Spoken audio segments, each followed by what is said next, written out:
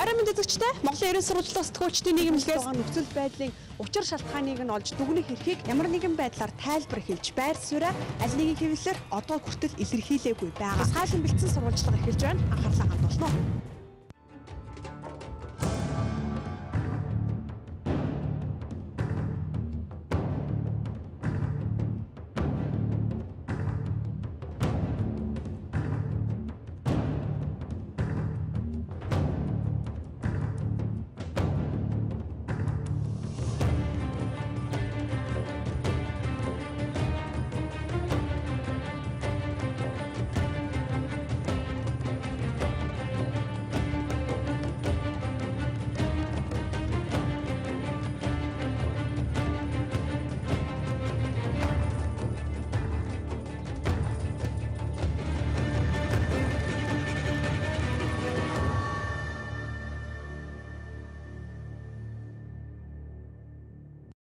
Арай мэнд үзэгчтэй Монголын ерөн сурвалжлах сэтгүүлчдийн нийгэмлэгээс та бүхэн зориулан бэлтгэдэг нэвтрүүлгийн 2 дахь дугаар эхэлж байна.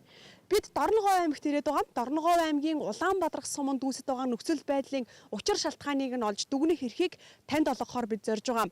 Улаанбаатарх сумын малчид нэлээд гомдолтой байгаа. За учир нь тэдний мал гажигтай төлөлөж, за гинтийн байдлаар мал нь өгсөн ийм тохиолдлууд маш ихээр илэрч байгаа. 2012 оны 11-р сарын 28-ны өдөр Дорногов аймгийн Улаанбаатарх сумын нутаг дэвсгэрт өвлжиж байсан малчин Нор сүрэнгийн 2 тугал өхөв. Үүнээс хойш 2013 оны 1-р сарын 31-ний өдөр хүртэл нийт 19 тугал бэлчээрт өхөв. За үүнийг нь Монгол Улсын ерөнхий сайд Алтан хувийг өөрийн хэвлэлийн төлөвчөөрөөр дамжуулан тайлбарлахдаа байгалийн гоц үзэгдэл гэдэг зүйлийг хэлж байгаа. Цөмийн энергийн газар Улаанбаатарх суманд үйл ажиллагаагаа явуулж байгаа. Францын хөрөнгө оруулалттай Arriva компани үйл ажиллагаагч гэсэн буруутгахгүйгээр ямар нэгэн хүнт металл болоод ураанаас болоогүй гэдэг шалтгааныг тайлбарлаж байгаа. Arriva Group-ийн охин компани Coshogov компани нь 1997 онд байгуулагдсан. 2002 оноос Улаанбаатарх сумын нутаг Дулаан уул гэх газар хаагуулж эхэлсэн. 2010-аас 2011 онд туршилтын олборлолт хийсэн. Харин нутгийн иргэд эсрэг байр суурьтай байна. Arriva Group-ийн охин компани болох Coshogov компани урааны туршилтын олборлолт хийснээс үүдэж мал өгсөн, мал гажигтай төлөвлөсөн гэх мэт шалтгаанууд бий болсон юм а.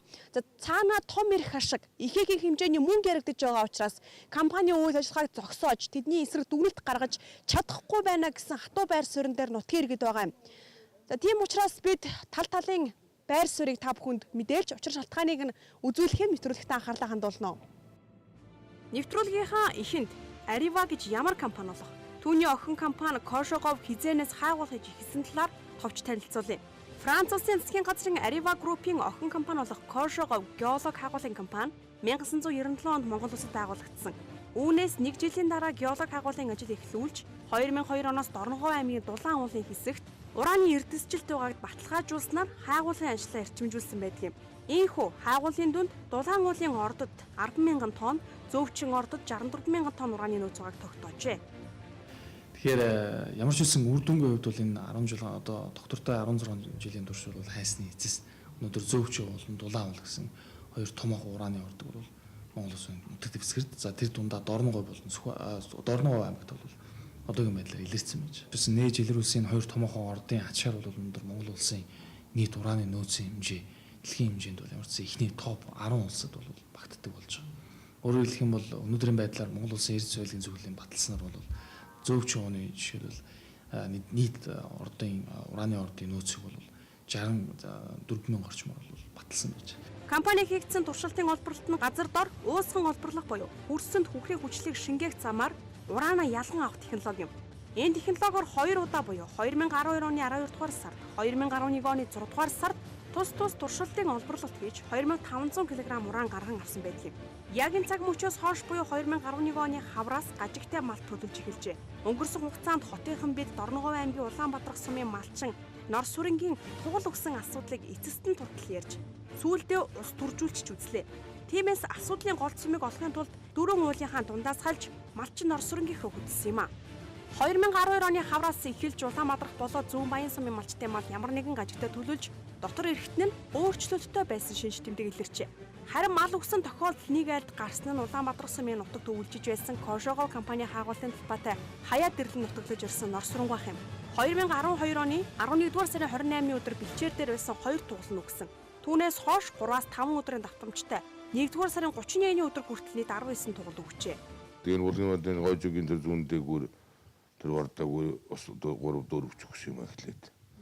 Тэгээд нослоо гаргаж чад нэг 2 оноод очив юм уу 3 оноод очив юм уу тэгэхэд нэг 3-4 дугаар өгсөн. Тэгээ яад ингэхдээ нэг тийм жижиг мал шүү дээ.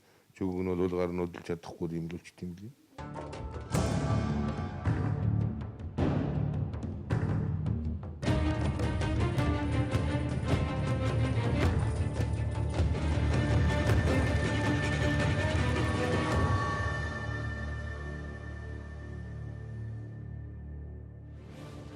Энэ бүс нутагт зөвхөн Норс сурангийн 19 тугал өгөөгүй. 2011 оны хавраас эхлээд төл мал гажигтай гарах, өхөж үргэх, мал хээл хийх нь олширчээ. Тухайлбал өнгөрч буй хавар эрүүгүй тугал, нүүргүй, ишиг, сохор, ботго, өсгүй тугал, 2 толгойтой тугал гарсан гэдгийг малчид хэлж байлаа. Эрүүн дотоо тийм хор хүртэл гарсан. Ганц нэгээр ялах төлөв өгчлээсэн тэрийг одоо тэр болгоомоор үзэж харахгүй юм чинь. Тийм одоо дугуйр тавгүй гэдэг хийгээж өгч чаддаггүй. Тийм юм байж гол хавар 100 тэмээд самраад алцчих. Энэ хавар одоо тийм нэг 2 шалд юм. Бас нэг тийм нэг ихээс 2 3 хоног зүгээр өгч л байх шиг шин. Тэгж үгээд тийм болсон. Гарахтаа бол үстэй гарсан. Нэг үсэстэй юмтай гараад тэгээд 10-аад хонсноо тэгээд гуйжаад ингээд шалдан болсон. Үүсвэн алцардаг бас нэг уушин өвчлөлдөг бас нэг янз бүрийн юм байдаг ханд нэг. Зүгээр ээжгаар шалдан болчиход байдаг. Нодны босод манад бас тийм шиг байсан. Зүгээр ээжгаар бас үүдээ бас ингээд шалдан болсон. Энэ дэми сүүлийн 2 жилэл авын юм үзэж байна. Эми сүүлийн 2 жилэл авын юм.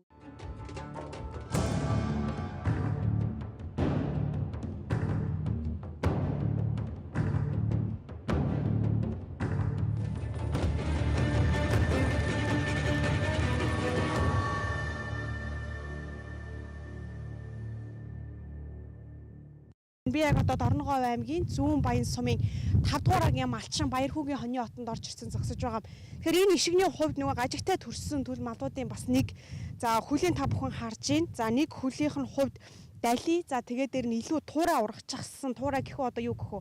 За тэгээд нөгөө хөлөндөө бас нэг ийм илүү туурай урагчсан байдалтай байж байгаа. За үүнийг бол нутгийн иргэд 6 хөлтэй ишиг гэж бас нэрийддэг болсон байгаа. За тэгээ энэ мэтчлэн Зүүн Баян сум болоод Улаанбаатар сум гэх мэтчлэн эдгээр сумдуудад одоо нэлээд олон ийм гажигтай төл одоо бойжиж байгаа ийм төр зураг бол ажиглагдчихж байгаамаа. Уран дулаан зуны улирал ирж мал төлөх үе дууссан. Харин эрэгчлийн мал төлөлтийн үеэр ямар мал төлөж бойжих бол гэсэн айдас нутгийн иргэдэд байна. Ингээд гажигтай мал төлөхөөс гадна дотор эрхтэн өөрчлөлттэй мал байгаа нь мал төхөөрөх болгонд илэрсэн юм. Улаанбаатар сумын нэгэн айл бид нар хойно гаргуулж байгаа. Тэгэхээр хоньны одоо малын дотор гиз дотор эрхтэн элэг уушиг одоо өөрчлөлттэй ямар нэгэн байдлаар өөрчлөлттэй байгаа гэдэг зүйлээ нутгийн иргэд хэлж байгаа. Тэр үднээс үнэхээр бас элэг уушиг нь бас өөрчлөлттэй байна уу, ямар өөрчлөлт байна вэ гэдгийг үзхийн тулд харахын тулд хон гаргуулж байгаа. Тэгээд мал одоо гаргахыг хон гаргахыг хараагүй монгол хүн гэж байхгүй бах та бүхэн бас хараад элэг уушиг нь бас ямар өөрчлөлттэй байгааг үзээрэй. Одоо энийг жоохоор юм ба шүү дээ. Энэ бол одоо ингээ бүр энэ минь дээрээ бүр компоцинг том болоо болчих юм. Яманых бол бүр одоо тийм болчихсон. Энэ бол одоо тарган болохоор гэдэг юм аа нэг багаал байдаг. Тэгээ нөн чи өснүүд ингээ бэржиг ингээ ухаа цохор. Цэврүүтэй бас их төстэй юм тий. Тэгээд ингээ өснө ямар ч өмс байхгүй энэ ухаа юм болоод ингээ. Уучнаач өндлөө ингээд энэ. Тэгэхээр эн чинь шал ондоо гарч штэ тийм үү? Тийм ингээд цайгаад ягаарад Энэ дүүтээс идэлцээд байна. Хитэд хар толб байна шүү дээ тий. Жохон. Энэ таныг хар толб байна. Энэ хар толб байна. Тэр ус нарай нэг баг байт юм ааш. Тэгээ ямаа нь юу хоньны нь ус нарай нэг хондоо хайшин чинд дархлаа даахаар сайн. Энд бас нэг ийм хар толб, ийм нэг хар толб гэдэг ингээд. Илэг нь уушиг нь энэ бол уушиг шүү дээ тий. Уушиг нь хар толбтой. Тэнд бас илэг бас цагаан толбтой. Цагаан цогны компот штил юм болчихдээ шүү дээ. Зүгээрээ л Олор хадвал хамаагүй л гэж хэлээд байгаа шүү дээ. Тэгээ одоо юунд хамаарах юм мэдэхгүй. Одоо юунаас шинэ тэмдэг тогтоогүй одоо юусын хэмжээнд очихтой зэрэг одоо эцсийн хариу биш гэдгээр ингээд чөдөлчгөө тэгээд одоо өдөртөө өвчтэй юмад одоо ингээд баахан нүгэнт дэлгэмээр зүгэй гэдэг байгаад байдаг шүү дээ. Тэгээ баг зомонд дэлгэхдээ өдөртөө хэлсээр энэ зөвдөө сошиал явуулсан тэгээд шинжилгээний хариу тухай юм дээр гарч ирнэ гэж байхгүй гэсэн. Энэ бадсан юм гаргаж ирнэ гэж яриад бид төмөрлөхгүй. Ийхүү мал дэмгэг өөрчлөлт ихээр гарч эхэлсэн тухай мэдээг Монголын байгаль орчны иргэний зөвлөл малчин Орос сүрэнгийн 19 тугалд өгснээс хойш 2012 оны 12 дугаар сард олон нийтэд зарлаж ил болгосон. Тэр цагаас хойш Дорногов аймагт Цөмийн энергийн газраас удирдуулсан шинжилгээний баг хэд удаа ажиллаж асуудлыг тодруулахаар өгсөн малын сэгзэн болон хөрс усны дээж авсан байдаг юм. Гэхдээ тухай бүрт шинжилгээний хариу өөр хоорондоо зөрүүтэй гарч байсан юм а. Тэгэхээр миний гарт хоёр өөр одоо дүгнэлт байж байгаа. Энэ дүгнэлт бол иргэн Орос сүрэнд байсан. За яагаад хоёр өөр дүгнэлт гарсан бэ гэхлээр эхлээд бол уг нь ийм дүгнэлт гарсан. За энэ дүгнэлтээр болохоор эцсийн дүнийтэй 4 хуудас дүгнэлт байгаа. За тэгээ эцсийн яг дүгнэлт гэсэн хуудсыг нь уншиж танилцуулах юм бол ураны хаагуул хийх явцад буй болсон хаягдал шаврыг харуул хамгаалтгүй ил задгаа оргисоос малчин Орос сүрэнгийн тугалнууд цацрагийн болон хүнд металлын үжиг явцтай хордлого авч тэдгээрээс 20 гаруй тугал үхэж хорогдсонд Кошогов компани Брута болох нь дээр дурдсан шинжилгээ судалгааны үр дүн малчид мал аж ахуй мэргэжилтнүүдийн мэдүүлгээс тодорхой байна. Ийнд малчин Орос сүрэнд учирсан хохирлыг Кошогов компаниар нөхөн төлөвлөхийг холбогдох хууль хяналт байгууллагуудаар шийдвэрлүүлэх нь зүйтэй гэсэн ийм дүгнэлтийг гаргасан байгаа. За харин ерөнхийдөө Алтан хуйгийн одоо явуулсан ажлын хэсгийн дүгнэлт бол энээс бүр тэнгэр газар шиг ялгаатай юм дүгнэлт байгаа. За 5 зүйлийг энэ дүгнэлтэнд бичсэн байгаа. Нэг хуудас, нэг нүүр одоо ийм дүгнэлт байгаа. Дорногов аймгийн Сайн шанд сумын Зүүн Баян Улаанбаатар сумын Аргалант багийн зорилтод бүлэг иргэдэд хийсэн үзлэг шинжилгээгээр хүний эрүүл мэндэд ионжуулагч цацраг болон хүнд металлын нөлөөллөөс үүдэлтэй өвчлөл, эмгэг өөрчлөлтүүд илрээгүй. Хоёрдугаарт малчин Орос сүрэнгийн тугалнууд ионжуулагч цацраг болон ураны нөлөөллөөс болж хордоогүйг тогтоов. Гуравдугаарт тугалын хоргодол халдвар түвшний үүсгэгчээс болоогүйг шинжилгээгээр тогтоов. Дөрөвдүгээрт малчин Орос сүрэнгийн бэлчээрээс авсан хөрс усны дээжийн химийн найрлага нь стандартын хэмжээнд байна. Тавдугаарт тугалын хоргодлын шалтгаан нь селен, зис сурмагийн хордлого байх магадлалтай тул цаашид гүнзгийрүүлэн судлах шаардлагатай гэж байгаа. Өөрөөр хэлбэл хоорондоо бас найруулгын зөрчилтэй тийм зүйл илрээгүй гэсээрнээс хамгийн төгсгөл нь байх магадлалтай гэдэг ийм зүйлийг бичсэн гэх мэтчлээ. Ингээд уншаад үзэх юм бол бас эргэлзээтэй зүйлүүд энэ одоо хоёр мэдээлэл дээр бол байгаа. Кошогов буюу Улаанбаатарын асуудал юу гэхээр газрын хөрсөн дээрээ бол хог хаягдлын цэг нь байгаа. Газрын гүнд хамаг химийн уруул нь байгаа. Тэгэхээр газрын гүнийг бид нар цэвэрлэх боломжгүй. Хонгорыг бол бид нар цэвэрлэх боломжтой. Тэнд ил байгаа болохоор сармагжуулах үйл ажиллагаа хийгээд ингээд асуудлыг шийдэж явчихлаа. Газрын гүнд хийгдсэн химийн бодисууд маань уралжид ороод одоо өөрчлөгдөд эрүүлжид явна гэдэг ойлголт маань хэдэн зуун жилээр явагдана. Уран өөрөө задаргаа маань 500 жилээр л явагдаж доотлно. Гадны лабораториуд цацраг уранаас болсонгүй гэж гарах магадлал байж болно. Би энийг бол одоо л нэг албан ёсны байр суурь хэлээд байгаа. Яг цацраг уранаас болж өвсөн гэдэг асуудал бол одоо их хожиг явцдаа удаан харагддаг асуудал. Ялангуяа ураантай холбоотой өвхөл маань их удаан явагддаг. Одоо хор хөнөөл нь хэдэн жилийн дараа илэрх. Ганцхан энэ урааныг олдворлоход ашиглагдж байгаа химийн бодисууд маань гүний усанд алдагдчихжээ л гэдэг байгаа шүү дээ. Тэгэхээр дам утгаараа уран буюу цацрагтай холбогдчихж байгаа юм чинь. Тэгвэл тэнд химийн бодис юунд хэрэгэлсэн бэ? Химийн бодис өрөмдлөгөд хоёр янзаар хэрэгжилж болж байгаа. Нэг нь тухайн өрөмдлөгийн технологид хэрэгжилж байгаа. Энд бол 25 төрлийн химийн бодис хэрэгэлдэг байлаа. Мөн шинжилгээ буюу ялангуяа тэр уран авах гэж байгаа, тэр хөдөр авах гэж байгаа тэр тохиолдолд бас баяжуулалтыг тодорхой болгохын тулд тодорхой химийн бодисууд ашигладаг байх магадлалууд бол байдаг юм байна. Энэ бол Австралид бас хэрэгждэг юм байна.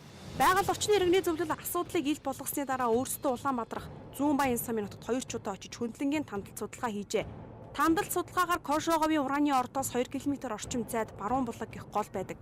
Түүнээс малчин Орос сүрэнгийн мал ундаардаг байж, харин Кошогов компани туршилтын олборлолтын талбайг бэлчээрээс тусгаарлаж хашаа хамгаалалт хийгээгүй байснаас гадна олборлолт хийж байсан химийн бодистой шар шаврыг ил задгаа хайдаг байсан нь тогтоогдсон байна.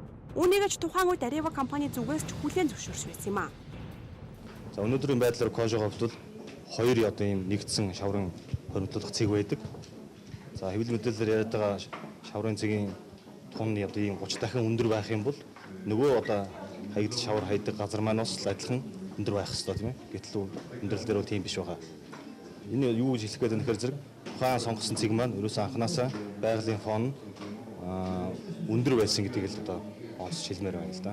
Ялангуяа энэ өрөмдлөгийн хог шаруудыг тусгай сэлбэнуудтай тийм ууршуулан барилуулах нууруудыг үүсгэж тэнд усыг ууршуулж тухайн бодисод тунж үлддэг ийм технологиг хэрэгжилж байгаа.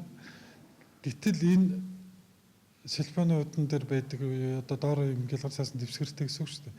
Энэ дэвсгэрүүд мань доороо цоороход технологийн дагуу хийгдэг доошоо энэ металлууд алдагдсан байх хамгийн өндөр магадлал байгаа.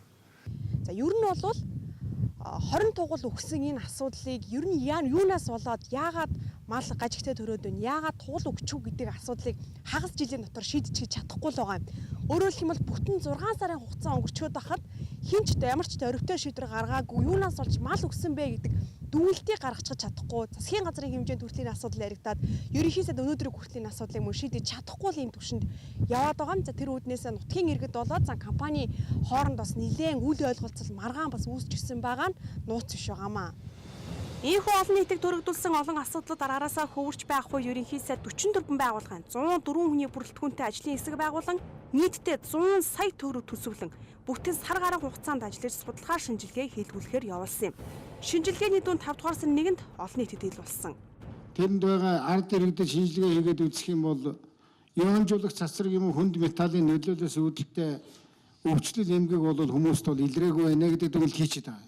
Одоо бид нар элтнийг бас сонсчод за тэгвэл тугал хоригдоод байгаа шалтгаан гэдэг байгаа тэр сэлэн хаанаас их бий болчиход байгаа. Зис хаанаас бий болчиход байгаа. Малынхаа нөгөө эргэтэнд бол өгсөн малын эд эргэтэн янз бүрийн дамж малгч гараад байгаа шүү дээ. Гэтэл тэр зис нь хаанаас бий болоод байгаа, сурны хаанаас бий болчиход байгаа. Энийг одоо дахиж тогтооё гэсэн ийм л юмн дээр манай энэ ажлын хэсэг хүртсэн байна. Ерөнхий сайдын явуулсан ажлын хэсгийнхэн малаас авчирсан цусны дээжээ хүн эмнэлгийн лабораторид шинжилж, шинжилгээнийхээ хариуг малын эмнэлгийн хүрээлэнгийн бодис солилцоо биохимийн лабораторийн эрдэмтэн судлаачдаар уншуулж дүгнэлт гаргуулжээ. Өвдсөн малаас авсан цуснд гематолог болон биохимийн шинжилгээ хийсэн дүнгүүдэд анализ хийгээд үзэхлээр ерөнхийдөө бол цагаан эсийн тоо олширсан, улаан эсийн тоо багассан. Мөн одоо алаа тасаат зэрэг лактатия гэдэг наза зэрэг ферментүүд идэх нэмэгдсэн байж байгаа. За энэ нь бол ерөнхийдөө одоо ерөнхий хордлогын үед илэрдэг юм шинж тэмдгүүд.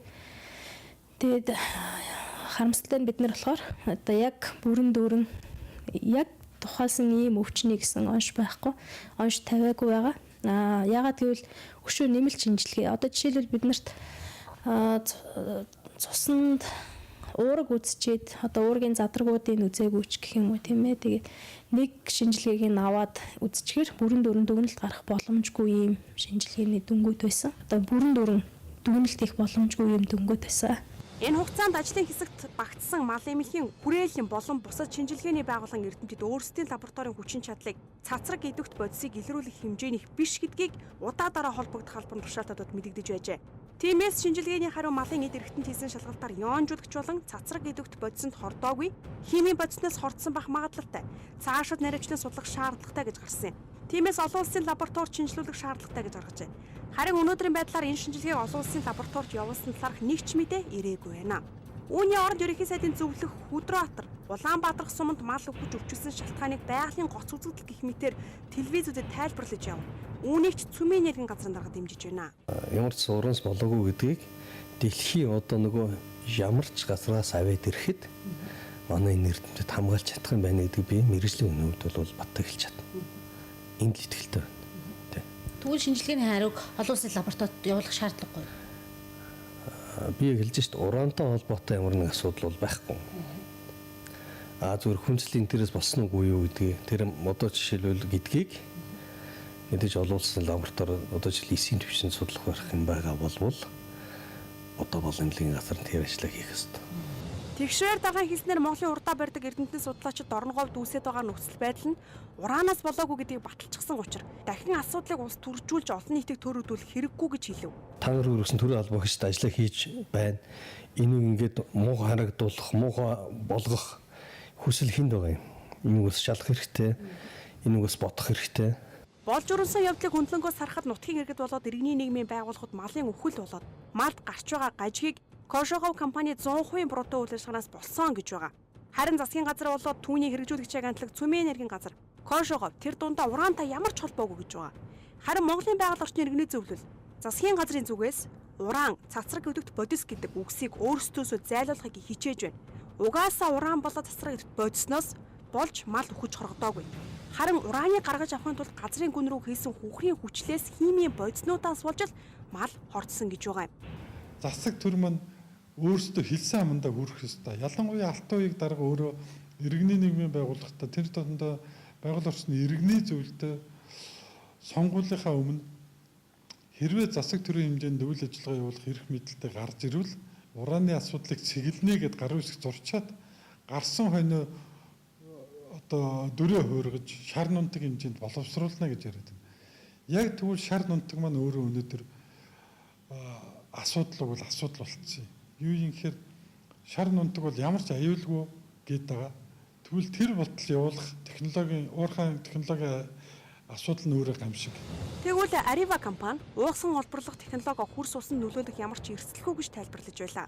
Дэлхийд даяар яг энэ ISR технологи буюу уусхан олборлох арга гэдгийг энэ 70 дуурайхад бол ялангуяа өндөр 40 гаруй хувь бол энэ аргаар бол үндсэндээ олборлдог. Тэгэхээр ийм үндсэндээ бол жишээлбэл ил уурхатай ч юм уу ил одоо урааны олборлолтой харьцуулбал энэ хамгийн аюулгүй, хамгийн найдвартай гэдгээрээ ийм шалгарсан технологи гэж. Үндсэндээ бол өнгөрсөн бүх асуудлаар тоцорч Arriva компани цаашид Монгол улсын засгийн газраас уран олборлох эрх авах нь Цүмэн энергийн газрын дарга ярианаас ч тэр Arriva-гийн төлөөллийн ярианаас ч тэр нотлогдож байна. Эцэстээ Монгол улс өрсөлдөх чадвартай байх нь хүнд хэрэгтэй. Монголд л хэрэгтэй шүү дээ. Нэг талаас нөгөө талаас бол энэ Монгол улсын нөгөө урааны салбар, цөмийн технологийн салбар хөгжин хүнд хэрэгтэй эцэстээ Монгол л хэрэгтэй. Бид бол тэр эсвэрүүцэд байгаа хүмүүст их хөрөнгө сэтгэл байгуул бидэнд ч ялгаагүй тийм сэтгэл байна. Ямар ч үсэн бид нар өнөөдрийн харж байгаа өнцгөр бол энэ дулаан бол зөөвч ордог бол бид нар цаашаа Arriva компани маань өөрсдийн өрөнгөөр одоо нээж илрүүлсэн томоохон орд маань илэрсэн байгаа учраас цаашаа бол ашиглах буюу одоо олборлолтын үе шат руу шилжүүлэх ийм зорилгыг бол тавиад ажиллаж байгаа. Arriva Group дэлхийн 5 твд салбартай. Тухайлбал нэгэр улсад сүүлийн 40 жилийн хугацаанд урааны олборлолт явуулсан. За үүнээс нүүдэж байгалийн тэнцвэрт байдал алдагдсан, хүн байгальд маш ихээр хохирсон эдийн засгийн үзүүлэлтүүд ч гэсэн төдийлөн сайн өсөөгүй гэдгийг орон нутгийн иргэд болоод олон улсын байгаль хамгаалагчид хэлж онцолж байдаг юм. За хамгийн сүүлд гэхэд Arriva Group-ийн хариуцлагагүй үйлдэлийг нь Францын төв телевизийн 3 дугаар сувгаар мэдээллийн хөтөлбөрөөр зарласан байх юм. За учир нь Франц улсдаа урааны олборлолт явуулж байгаа нийтдээ 25 цэгт хог хаягдлаа хариуцлагагүйгээр хайсан гэдгийг нь дэлхийд дахинаа цацсан байх юм. За тэгээд дээр нь олон улсын байгаль хамгаалах төрийн бус байгууллагууд Arriva Group-ийг харгас номинацид нэр дэвшүүлж төмний нүд хэмээх өргөмжлөөр өргөмжилсэн байх юм.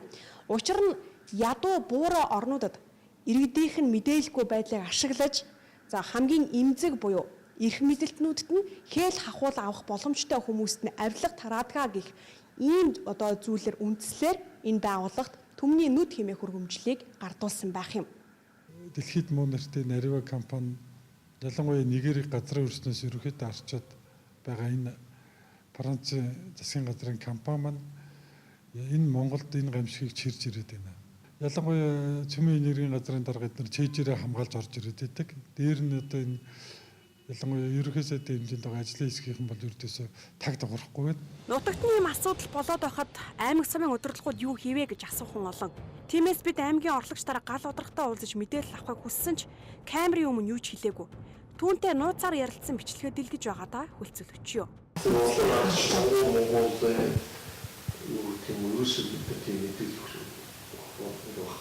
Мэдээлэл хөр сонгуулж гад юм чинь. Мэдээлэл боож үү. Хүмүүс бол орон нутгад бол энэ ихгүй байгаа шиг юм ойлгоод байна. Юу ч төгс. Юу гэсэн үг? Юу гэсэн үг?